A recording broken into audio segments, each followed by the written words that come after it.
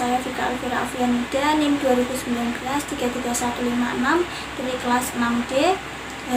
Saya akan menjelaskan mengenai perspektif global dari visi transportasi, komunikasi, dan internasional. Dari visi transportasi sendiri, kita semua dapat mengamati dan menghayati perkembangan alat angkat atau transportasi dari waktu ke waktu. Alat angkut atau transportasi yang semula berfungsi mengangkut barang dan manusia secara tidak langsung juga membawa berita atau informasi. Dampak positif dari revolusi industri abad ke-17 juga membawa perkembangan dan kemajuan transportasi yang meliputi transportasi darat, perairan, dan udara. Perkembangan jalan sebagai prasarana dan alat angkat sebagai sarananya, selain mendekatkan jarak relatif dalam ruang permukaan bumi, juga memecahkan keterpencilan. Tempat-tempat yang terpencil menjadi urat nadi perekonomian dalam proses distribusi hasil produksi ke pasar serta kepada konsumen. Sejalan dengan proses yang demikian, konsep saling ketergantungan mulai dari tingkat lokal, regional, nasional, internasional, bahkan juga tingkat global dapat terrealisasikan dalam pemanfaatan transportasi untuk perdagangan antar daerah, antar kawasan, sampai antar negara. Yang terbawa itu tidak hanya barang di dagangannya manusia yang memperdagangkan, melainkan tersertakan pula kebiasaan, bahasa, agama, pengetahuan, dan iptek, kontak dan komunikasi, serta interaksi sosial antar manusia yang datang dengan didatangi membawa dampak luas, tidak hanya aspek ekonomi melainkan juga aspek-aspek budaya, politik, bahkan juga psikologi. Makin maju dan canggihnya transportasi sampai keluar angkasa harus disyukuri, namun demikian kemajuan transportasi ini ada yang memanfaatkan untuk tujuan-tujuan yang negatif, yaitu penyeludupan orang jahat, teroris, obat terlarang, dokumen terlarang, dan lain sebagainya. Dilakukan melalui transportasi yang makin maju ini, akibatnya patologi sosial yang berupa sadisme, kriminalitas, mabuk-mabukan, dan teler menambah terus. Landasan yang pokok, bagaimana semua pihak dengan kesadaran yang tinggi menciptakan kiat, metode, dan pendekatan yang tepat mengatasi masalah tersebut. Selanjutnya, perspektif global dari visi komunikasi. Komunikasi yang dilakukan oleh manusia yang beragam, mulai dari yang paling sederhana dengan kedipan mata, angkat dan lambaian tangan, suara dari teriakan sampai menggunakan bahasa, penggunaan alat mulai dari kentongan sampai dengan media elektronik canggih. Semuanya itu untuk kepentingan hubungan sosial yang motifnya juga sangat beragam.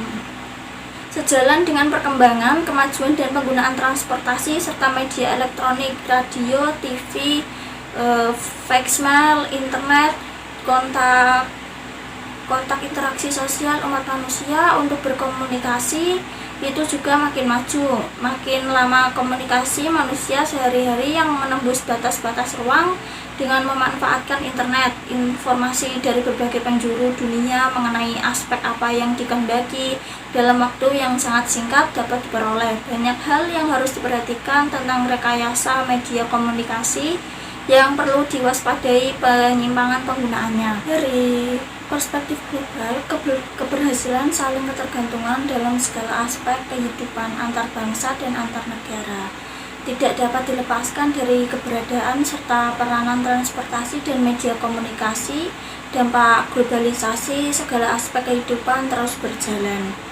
Yang positif membawa rahmat wajib disyukuri, dan sedangkan yang dampak negatif mendatangkan laknat dan harus kita waspadai. Selanjutnya, untuk perspektif global dari visi internasional, Perserikatan Bangsa-Bangsa merupakan lembaga dunia yang memperhatikan segala aspek kehidupan umat manusia di negara-negara anggotanya. PBB menangani masalah-masalah internasional terutama dialami oleh negara-negara anggotanya. masalah-masalah global yang merupakan agenda yang tidak terselesaikan, meliputi masalah-masalah kependudukan, pangan, lingkungan hidup, dan perdamaian. Masalah-masalah tersebut hakikatnya terkait satu sama lain.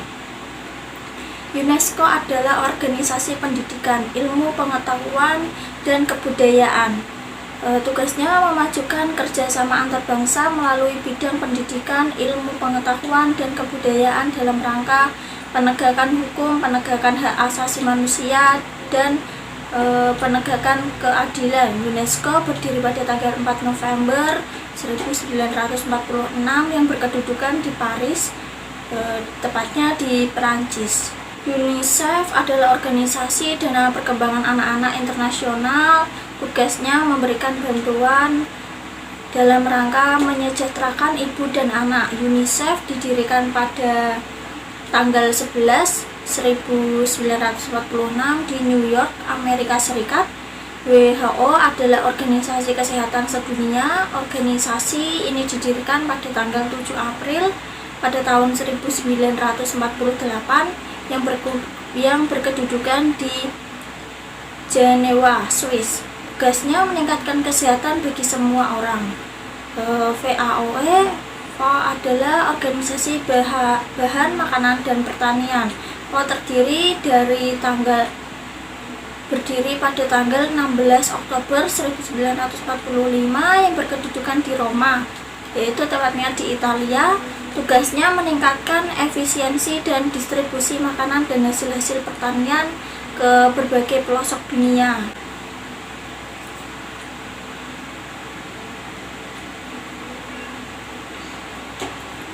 ILO adalah organisasi perburuhan internasional. Organisasi ini didirikan pada tanggal 11 April tahun 1919 yang berkedudukan di Jenewa, Swiss pada tahun 1946. Organisasi ini diterima sebagai organisasi khusus dalam PBB. Organisasi ini bertugas memperbaiki taraf hidup dan aturan pembaruan. IBRD adalah Bank Dunia untuk Pembangunan dan Perkembangan. Organisasi ini berdiri pada tanggal 27 Desember yang berkedudukan di Washington, Amerika Serikat. IMF adalah dana moneter internasional. Organisasi ini berdiri pada tanggal 27 Desember yang berkedudukan di Washington, DC, Amerika Serikat. IMF bertujuan memajukan kerjasama bidang ekonomi, keuangan, dan perdagangan sehingga memperluas kesempatan kerja. Tidak semua masalah regional dan internasional dibahas di PBB.